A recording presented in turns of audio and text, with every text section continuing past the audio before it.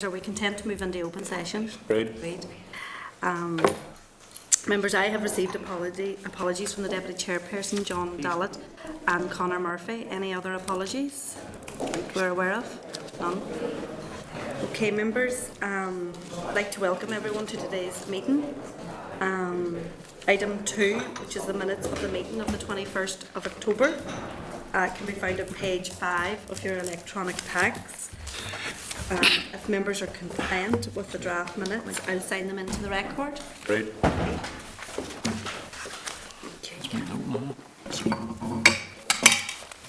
Okay, members, agenda item 3, matters arising. There are no new matters arising today's meeting. Agenda item 4 is correspondence. I'd like to invite Kieran and his team to the table. Kieran, you're very welcome to today's meeting. Sure. Members, agenda item 4 is correspondence from the Audit Office in regards to correspondence on DE counselling services. You will see this at page 11 of your electronic packs in regards to whistleblowing correspondence received to the Committee on DE Counselling Services. The whistleblowing correspondence is in relation to an alleged conflict of interest. Are we open? An alleged conflict of interest between a member of the tender evaluation panel and the successful tender for the provision of counselling services. The Audit Office raised the matter with DE and who, after referring it to their internal auditors, have concluded that there was not a conflict of interest arising in these matters.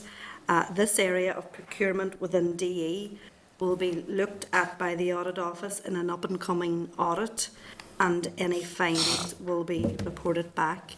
So, Kieran, do you have any comment to make on the matters? Thank you, Chair. Just a couple of points to add. First of all, it's anonymous correspondence.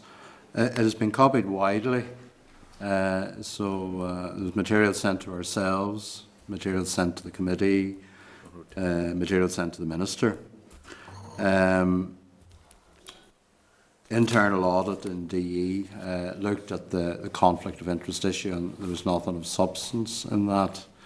But since Richard beside me sent you the minute, there's been further material has been sent to a member, and so we're going to maybe a closer look at it, particularly in terms of compliance with procurement.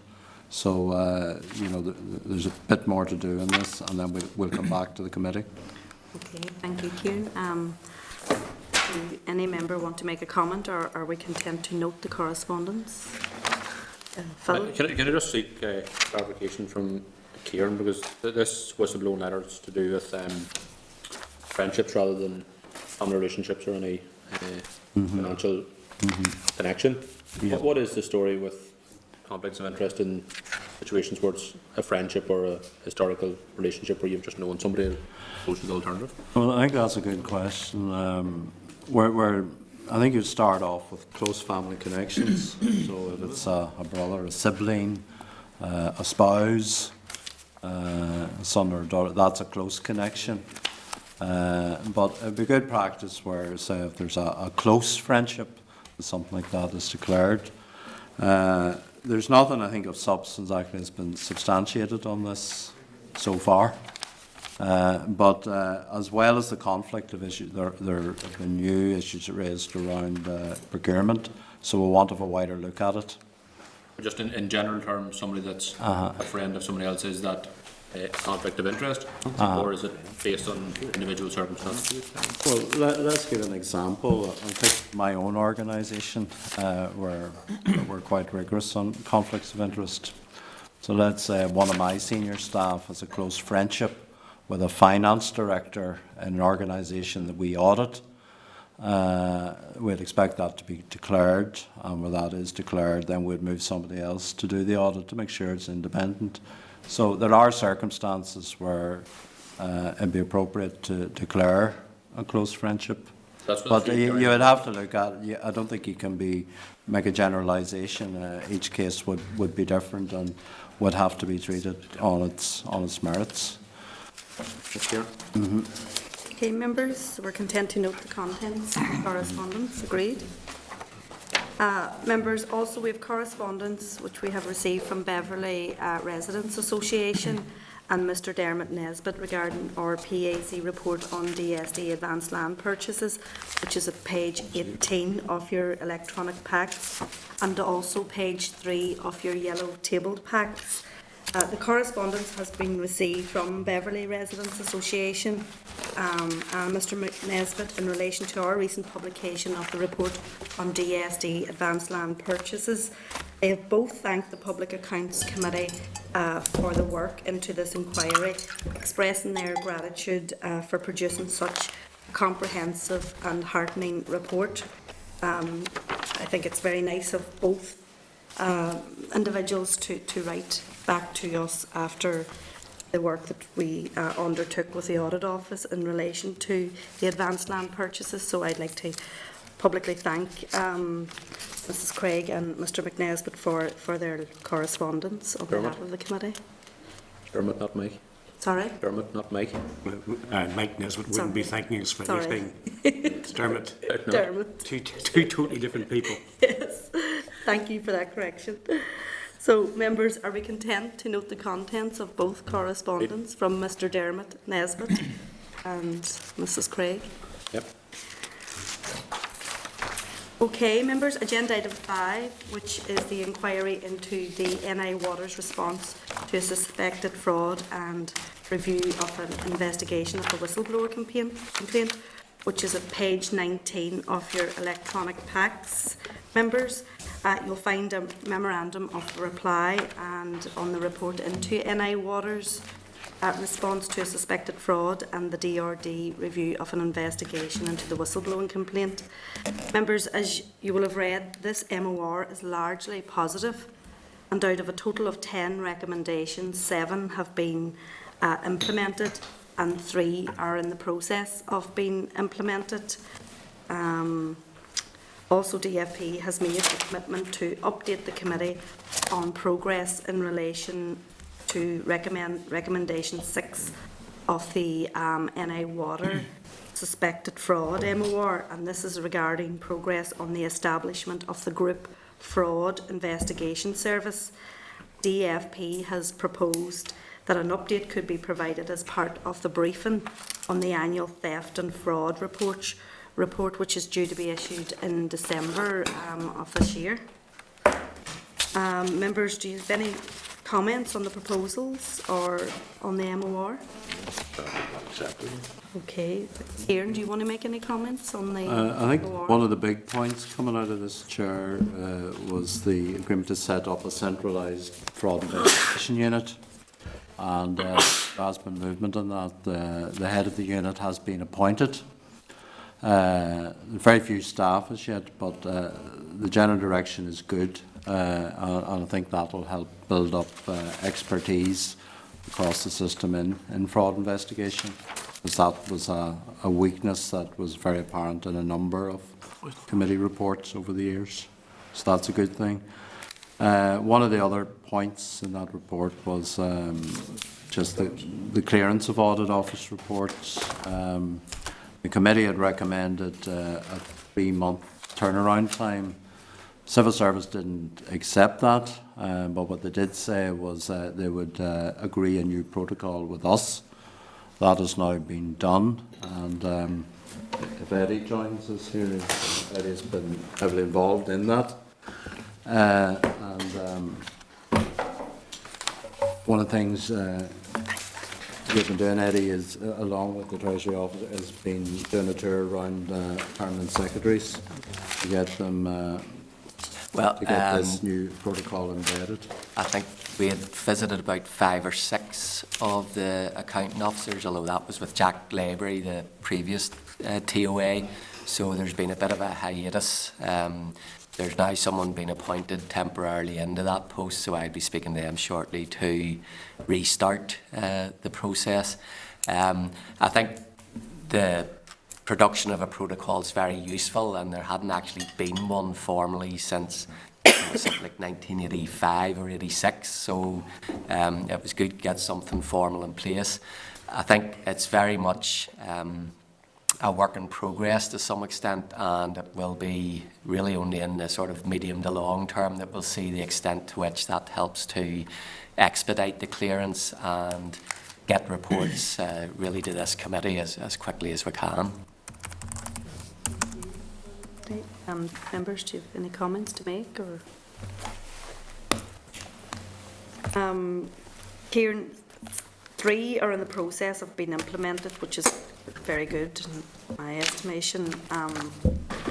3 that have been, or the 7 that have been implemented widely has to be acknowledged.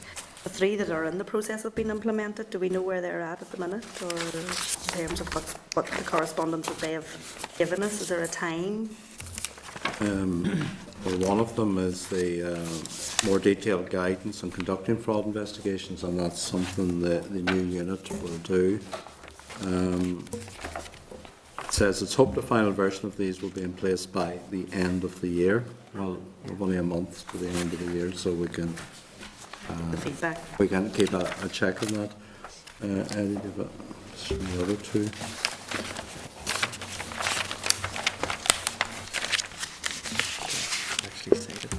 I'm sure they'll send us the 12-month update anyway, Kieran, on that, when we do the 12-month update. Yes, yes, Chair. Okay, members, moving on. Members, the agenda item 6, which is the Assembly and Executive Reform Assembly Opposition Bill, which is at page 26 of your electronic packs. Members, you'll find a copy of the clerk's brief and a copy of call for evidence and a letter received from the ERC committee, and also a copy of the bill and the accompanying EFM. I suppose, members, the principal objective of the bill is to enable the formation of an opposition within the Assembly and to confer rights on the opposition once it has been formed. The bill also seeks to enhance collective decision-making in the executive and to increase scrutiny of the executive by the legislator. Clause 9, which is pertinent to our PAC committee, Clause 9 of the bill in relation to opposition to the right to chair the Public Accounts Committee, which, as introduced, provides that it is for the opposition to determine who the chairperson and deputy chairperson of the Public Accounts Committee are. Members should note that this power within the bill falls in line with other legislators. So I'm asking our members' consent to note Clause 9 of the bill as it stands in the bill by the committee, and that ERC are seeking any views from the Public Accounts Committee by the 11th of November. And if any member is wanting to respond to the ERC committee, can I ask members to forward further any views to the committee team and clerks before the date of the submission to ERC? Roy? Just to clarify, are we responding as the committee ourselves, or do we not need to come to a collective view? We can do that. We want to do that. Personally, I think it is reasonable, whether it's London, Edinburgh, or Dublin. It would be an opposition member would normally chair the Public Accounts Committee. It seems to be a reasonable proposal. If we can agree that would be just the issue resolved. Yeah. I would propose that the parties themselves respond as opposed to the committee draft and response. That would be my view. I haven't even much consideration with regards to the chairperson of the Public Accounts Committee. I know the Assembly Executive Review Committee is looking at it, but I think it might be better if the parties themselves respond as opposed to the committee sending a formal response at this stage. I think maybe my understanding the parties will do that also. Members, how do you want the committee to make a response, Roy, with your proposal? I would certainly propose that we should concur with the view that this is the normal practice, as I said, whether it's Westminster, Edinburgh or Dublin, or any other legislators, I understand it. And as such, it is a reasonable proposal, and that would be, I would have thought, and there's generally good reason for it, so it's a party not in government who have a role in scrutinising the the auditing of departmental accounts through the public accounts and the working with the Northern Ireland Audit Office. I think that's all about good accountable government. And I think from a professional point of view and in terms of normal functioning of Public Accounts Committee, that would be the mechanism used elsewhere. Right, Trevor? I suppose it's a pity it took since 1998 for like Sir Roy and others to think when they actually needed an opposition. But that said, I think we are in a place that the paper has not necessarily been agreed. Was that a yes or no? I didn't quite understand. No, it's indicating that it's only now that you're in the position you're in that you actually need an opposition because your voice hasn't been heard. But I think opposition is actually a good thing for any democracy, and I'd agree with that point. But the point I want to make is that this is still a discussion paper. I don't think this has been finalised. So for us to adopt a position on something that's not finalised, that's not. Sorry, this is a bill that's been presented to the Assembly. Yes, but it hasn't been approved by the Assembly yet. I think That's what this is goes the through the cons- Assembly process. this I is think it's sorted out in the Assembly chamber rather than within committees. this is the consultation, and they're asking us if we have any views on the consultation process. So But I think in relation to the one The committee. clause that we have, taken the rest of the bill out of it, if you were setting up an opposition and you were doing it that way, that would be the way you would deal with a committee, such as the audit committee, and I think that's just quite the norm, but that's the way it is. Is that a second? I'm just trying to work out that. but I personally don't particularly, We're only really commenting on clause 9. yeah. Yeah, that's all we've been asked to. That's all we've been asked. Michaela, I think there's another committee of this House, another standing committee that's looking at this issue. I think we should just leave it to them instead of... They have asked us for I know, views. but at the end of the day, it's the same political makeup on that committee as it is in this one. Yeah. And we're going to get the same directive from us. As chair, I wouldn't feel the need for the secretariat of this committee to have to draft a report that we then have to approve to send to another committee for them to go, well, we want to do what we want to do. The trouble I have, what happens if different views go into the clerk? The clerk has no judgment, and they can't make a judgment of diverse views. We're better at agreeing a view as a committee. I don't know. How will the clerk deal with it if different views go in writing to her? Exactly, I propose we just note it. I'll let Lucia wants to speak. Well, it has to be a committee view, and this is the committee stage of the bill, which has been taken forward by IRC. So what they've asked specifically is for the PAC view on that clause, because that is the clause that relates to... I would ask that it be a minute that I propose that we should be supportive of this clause. I think it takes more than you to actually request that. According to standing orders. Is that right? As chair of You should know PAC, you're one of the...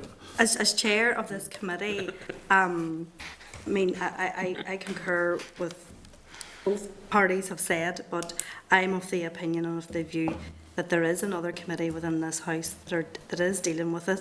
I appreciate the clause is relevant to this committee, but it is at consultation stage, and we have been asked to provide a view on it.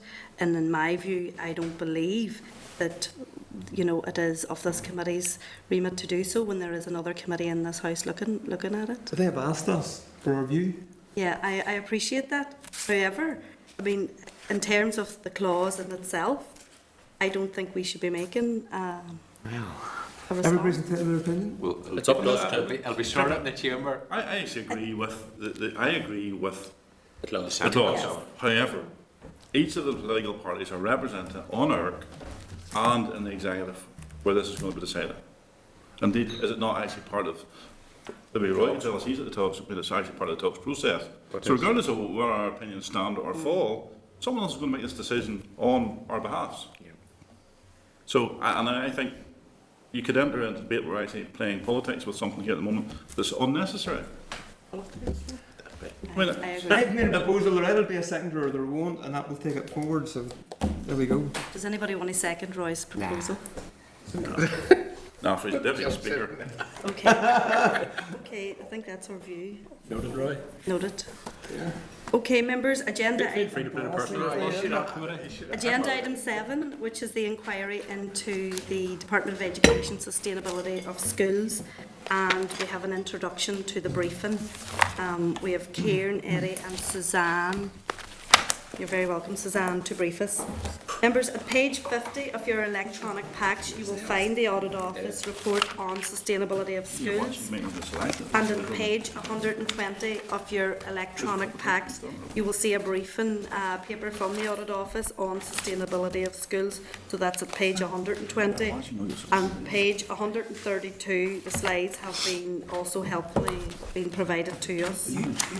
So Kieran, if you want to introduce the briefing, can I ask you to give a short introduction just, and we'll move into closed after short introduction. Thank you, Chair.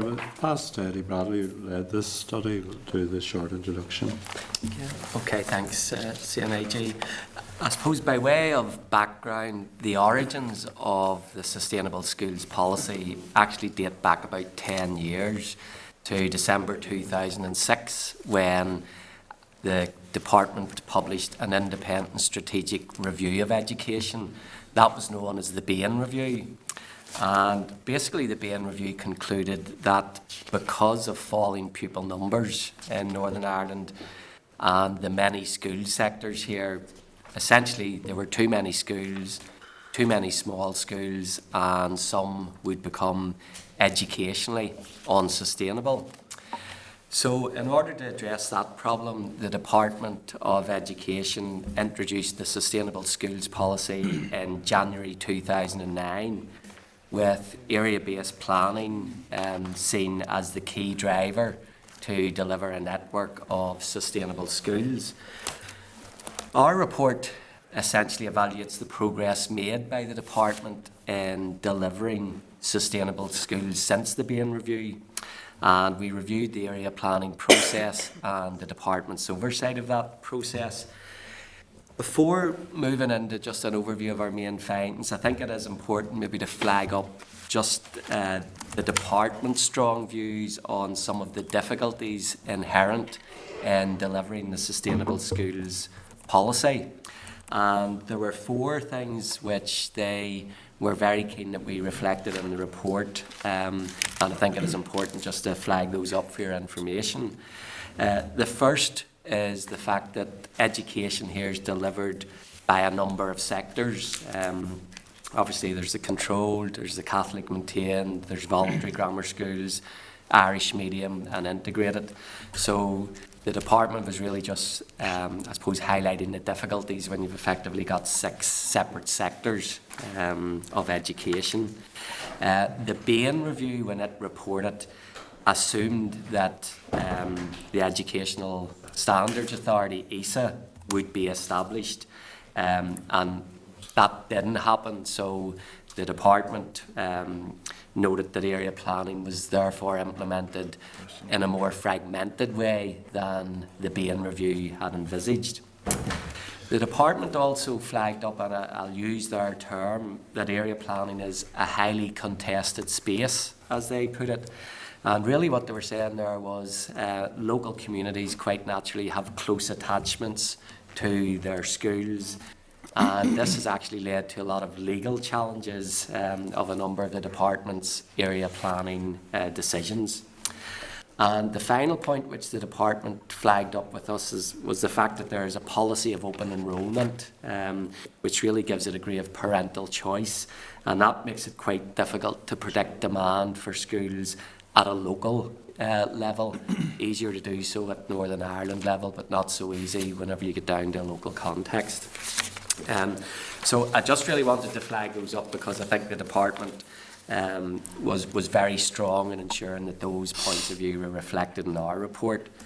So bearing in mind those difficulties, just trying to summarise our key findings, I would do so as follows. First, overall, there has been progress in implementing the Sustainable Schools policy. Area plans were produced for post-primary schools and primary schools over the last couple of years. By 2015, the department reported that schools' approved enrolments had been reduced by about 24,000 places since 2006, and there are now 89 fewer schools. So that's a reduction of about 6% to 8% in both of those totals. And if you look at schools' performance in the round, then the ETI biannual reports, which show that there has actually been improvement across a range of variables, such as educational attainment, leadership, management, and so on. Despite that, in other ways, there's actually not so much evidence of positive change. In 2014-15, we still had 20% of our school capacity considered to be surplus. So that's the equivalent of 70,000 schools places. Now, what was put forward in being and effectively accepted in the Sustainable Schools policy was that 10% surplus places across the full school system would be an acceptable level for the system as a whole. So we've actually still got twice that amount of surplus capacity. Almost 3/4 of these surplus places are in the primary sector. So there are nearly 300 primary schools which have less pupils than the recommended minimum numbers of pupils. Around £36 million is passed through school budgets each year, and which is allocated specifically because schools are small in nature. So that's specific additional funding which goes to small schools. I think we would say that assessing the wider delivery of the Sustainable Schools policy has actually been difficult, and it's hampered by the quality of management information which is available. The department itself hasn't estimated the financial cost of surplus school places. It hasn't set output or outcome focused targets, and there's actually a lack of measurement of the criteria for sustainable schools. Even the calculation of surplus places itself is somewhat inconsistent and debatable as to what the figures are.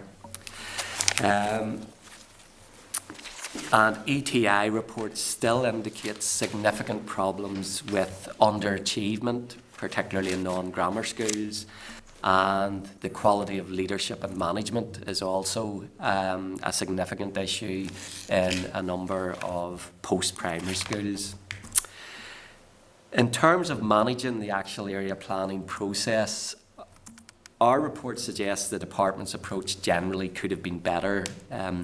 Not all stakeholders were clear on their roles and responsibilities, nor do they all feel like they've been given the opportunity for full participation. The guidance issued by the department wasn't seen as comprehensive, and communication was considered to be poor.